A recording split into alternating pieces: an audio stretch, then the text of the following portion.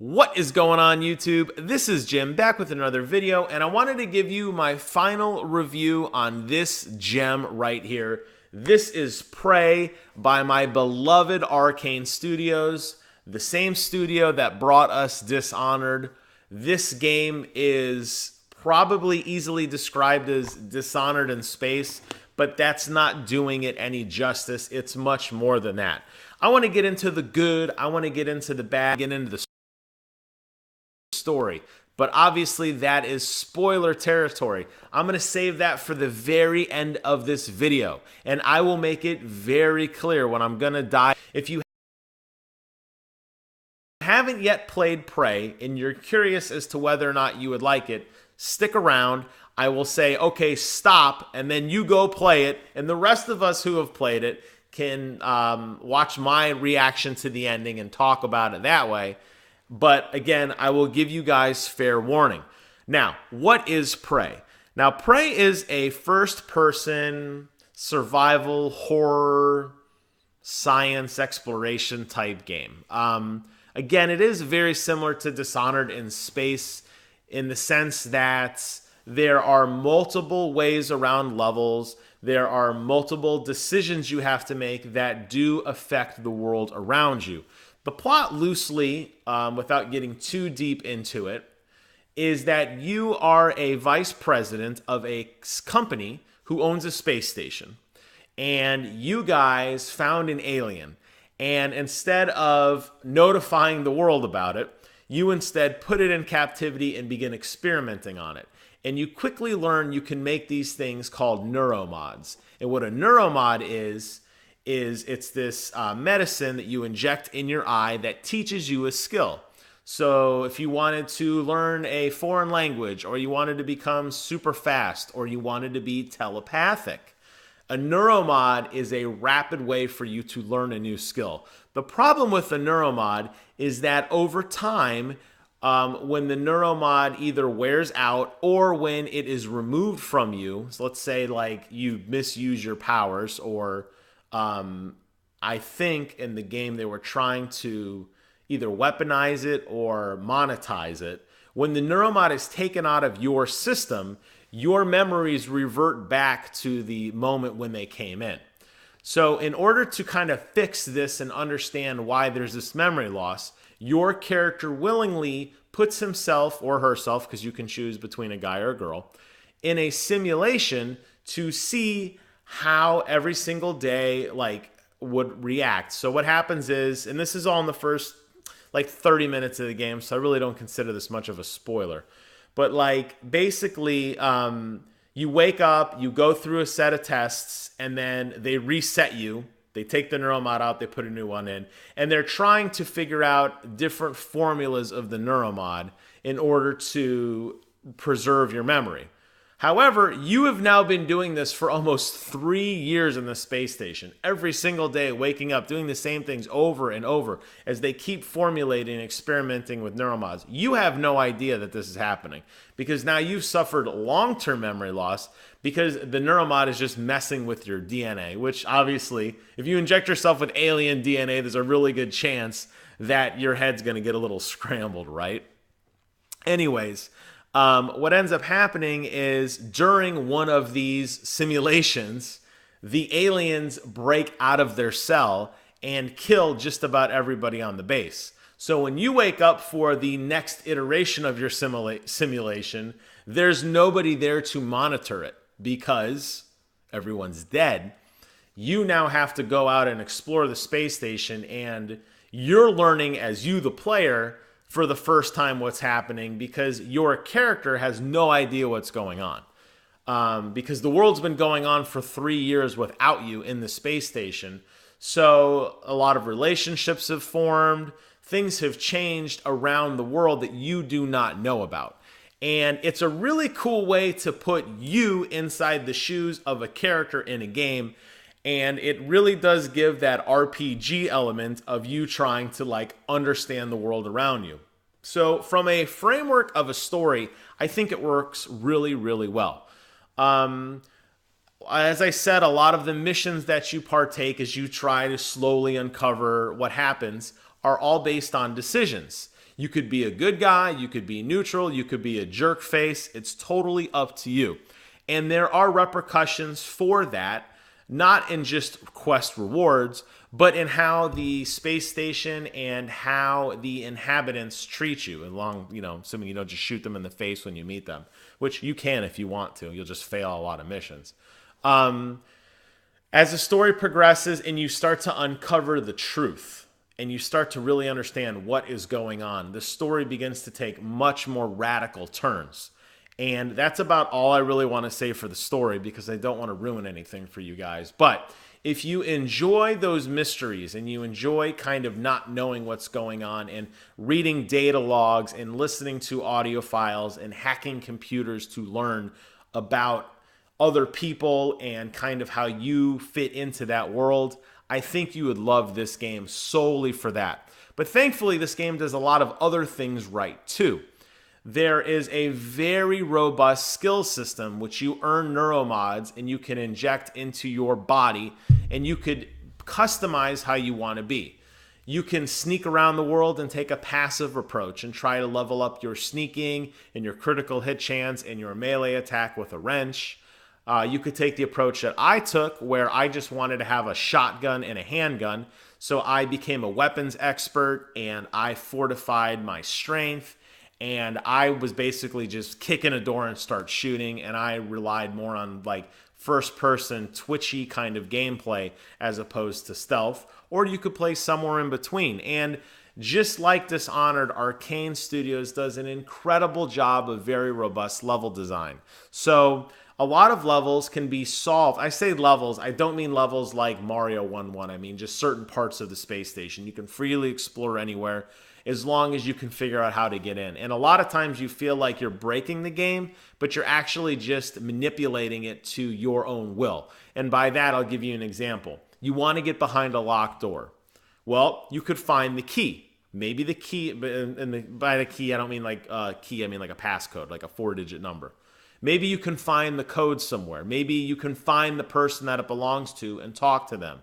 Maybe they hid a sticky note under their desk and you can crawl under the desk and look up and find the password to unlock their computer, unlock the door.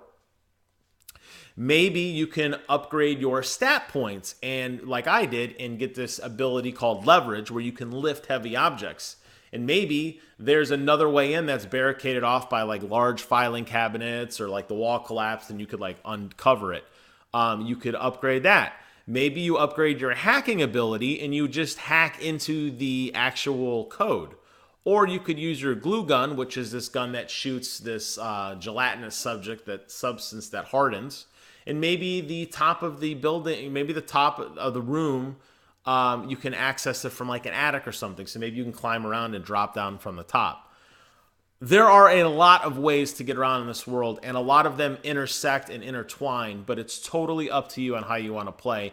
And that's what makes it so rewarding, is finding all these little nooks and crannies and rewards, particularly in lore objects, like I said, in the little transcribers where you can hear two people have a conversation, or you'll find people's notes or journals or whatever, and you really start to piece together what happened on this space station during your hiatus as you were self-induced in this never-ending experiment. So the exploration and level design is top-notch. Combat is really a lot of fun. Obviously, you're going to be fighting a lot of aliens. They come in many different forms and shapes. They are mostly mimics. Mimics can basically take the appearance of anything in a room. Cups, chairs, tables. So there's a joke, trust no one, not even your shelf.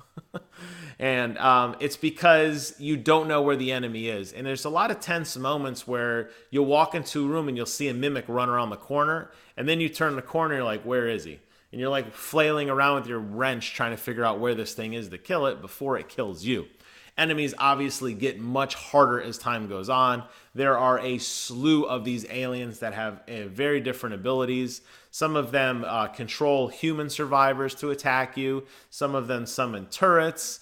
Some of them are electrified, some of them are on fire, some of them can teleport. There are a slew of enemy combinations and types that you're going to have to fight or sneak around as you progress through the world. You can customize your weapons, your armor mods to make yourself tough or stealthy, or both if that's if that's the way you want to play the game.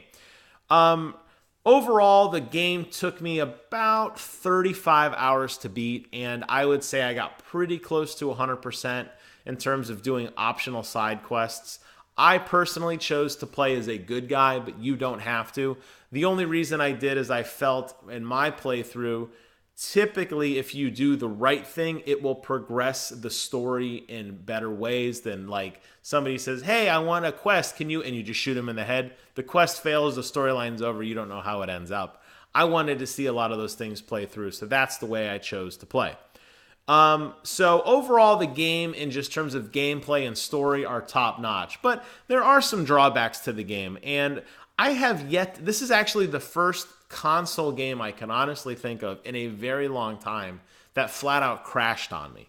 I had numerous crashes where the game would just completely freeze. I'd have to press and hold the Xbox button to bring up the menu to kill the executable and relaunch it. I've never had that happen before. Sometimes because you can interact with everything in the world, all the chairs, all the tables, all the little cups and everything, sometimes you'll get stuck because there's these little lips or almost like invisible walls where all these objects are, and sometimes it's very hard to navigate through the world. I've also died actually picking up a filing cabinet. Somehow it fell on me and instantly killed me.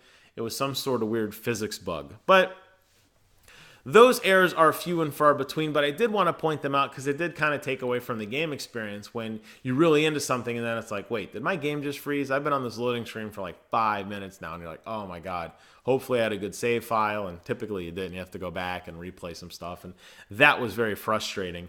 The other thing I didn't like was that there is these 3D printers that fabricate armor and items for you. So basically, you pick things up in the world and you take them to this recycler, and you dematerialize them into 4 different materials. You use those materials to buy things from the fabricator: better weapons, ammo, armor upgrades, skill points, all these different things. But a lot of that felt grindy, especially when later on you get a grenade that you can throw, and it basically takes everything in the room and sucks it up into these little molecules for you. You basically start, if you're like me and you want to really max out your character, you spend a lot of time farming grenades to throw things, to collect more stuff, to farm more grenades, and it becomes kind of like this loop. And I like the concept behind it, but I feel like it could have been executed better because the recyclers and the fabricators aren't always in convenient places. And since the world is constantly changing around you, and like, for example, some areas are not accessible, and as you go out and like secure airlocks, more areas become available. Or the alternate happens where aliens will override an area and it's off limits or it's not safe anymore. It does kind of limit the places you can go, and it does require some backtracking. And since aliens do constantly continue to spawn, sometimes it's like you'll go back to like sell all your stuff to get more shotgun shells, but it costs you almost all your shotgun rounds to fight your way back there. So it's kind of like a net, it doesn't really pay off. And that was very frustrating. But despite that, and that was probably one of the bigger negatives of the game, despite that, I feel like Prey does a really good job in the parts that matter. And I think the Metacritic score is probably around an 80, and I think that's probably a fair assessment for this game. But because I am such a huge Arkane Studios and super fan of Dishonored and these open world games where there's morality in play and there's a structure and there's a lot of choices that you make, that you impact the world, I was able to overlook a lot of those shortcomings. So to me, if I had to rank Prey, if I had played it last year when it came out, it totally would have been on my top games list. But because it took a while to come out, I'm going to save it for the 2018 games played list, but I'm going to tell you right now that this game is a home run and it is really, really good. So with that, I'm going to stop talking about generalities of the game and I'm going to recommend that you guys check it out. But if you want my spoiler thoughts on the ending, I'm going to get into that here in a few seconds. But in the interim, I thought we would take a brief commercial break as we look at the bookshelf behind me. Very good. Okay, we are back. There's no commercial break. We are back, and I'm now going to get into my spoilers on Prey. A last chance. I'm going to ruin the ending in 5, 4, 3, 2, 1. Holy smokes, that ending was so... I'm assuming you've beat the game, but if you haven't and you're just watching because you have no desire to play the game, but you're curious about what I thought about it. At the end of the game, you find out that everything you've been doing is a simulation. Not just the 3-year simulation within the space station, but everything is a simulation. At the end of the game, you have a choice you need to make. Are you going to escape the... Are you going to detonate the space station, killing all inhabitants that you saved or didn't save, but most importantly, killing all the aliens on board? Or are you going to try to use this experimental weapon to eradicate the aliens using this technology that is supposed to, like, go back to their core and basically cause them to self-destruct? Those are the two choices you make. I personally felt that it was in my best interest to blow up the space station. There's a couple missions, particularly with the shuttle mission, where a group of survivors escape, but it's unclear as to whether or not a mimic made it on the manifest or not. And I chose to remote detonate the shuttle, and I killed all those people because I felt that I didn't want anything to leave this space station, and I wanted to protect Earth. Little did I know that what you're actually playing is the memories as your brother has injected an alien with Morgan's memories, the character you play as, to see if you can turn an alien into a human, as opposed to the whole game where you were kind of turning a human into an alien via the Neuro Mod technology. So in other words, they had captured an alien and implanted Morgan's memories into him and let you play out this story to see how you would have reacted. At the very end of the game, you are tied to a chair. You look down at your hands. It's very clear you are a phantom. You have black, liquidy hands. You are not Morgan. Your brother shows you Earth. Earth is completely destroyed. It's clear that the aliens somehow escaped from Talos 1 space station, made it back to Earth, colonized, militarized, killed everybody, whatever. There's a few of you guys left. Obviously, your brother is one of them. They give you, so it's you're sitting in a chair and your brother is talking with you. All the major NPCs that you met, assuming you chose to save them, are actually AI. And they grade you on your gameplay one by one. They explain to you. Now, if you just flat out murdered them, shot them right in the face the second you met them, their report card of you is basically going to be like, well, he was kind of a jerk and he shot me right in the face. But for me, is again, I tried to do the good thing, the right thing. Each of them come forward and explain how you were compassionate and how they take certain quests that you did and they restructure them to say, well, you know, you could have done this, but you chose to do this instead. You failed this mission or you ran out of time. Given a choice, you blew up that space shuttle with survivors trying to escape. Was it out of was it out of malice? Like, do you hate people, or is it because you were trying to save Earth? So they reframe your gameplay in a totally different light, and is really cool. Again, when I said at the beginning of this video, when your character doesn't know who he is and you, the player, don't know who you are, it's cool that you kind of experience those things together. So when you're getting your debrief, not only is the player character, the avatar in the virtual world getting a debrief, but you, the human being holding the controller, are also getting a debrief at the same time. And it's very clever writing, and it's a swerve that I did not see coming. At the very end, after your debrief is done, regardless of how good or bad you were, you find out that everything you've done was a simulation. Saved people, doesn't really matter. Whether or not you blew up the space station or not doesn't really matter. As a matter of fact, it's not even clear whether or not the space station even exists anymore. You don't even know where you're at. It says you're in a mysterious location. That's the name of the level, a mysterious place. That's where you wake up. But you have the choice at the end. You are always given a choice, and that's what I love so much about this game. You can either accept and take your brother's hand and try to basically maybe somehow show hope for the future. You know, your brother says, we spent so long taking from you and putting into us. Now we're going to take from us and put into you. So whether that means humanity or what's left of humanity is going to try to merge somehow with the aliens and make some sort of hybrid race, or maybe as you're the conduit, you can kind of go back to the aliens and be like, hey, humanity's not really that bad. We can live in harmony or whatever. That's kind of the choice that you take when you take his hand. And that is kind of your, you know, that is your path forward.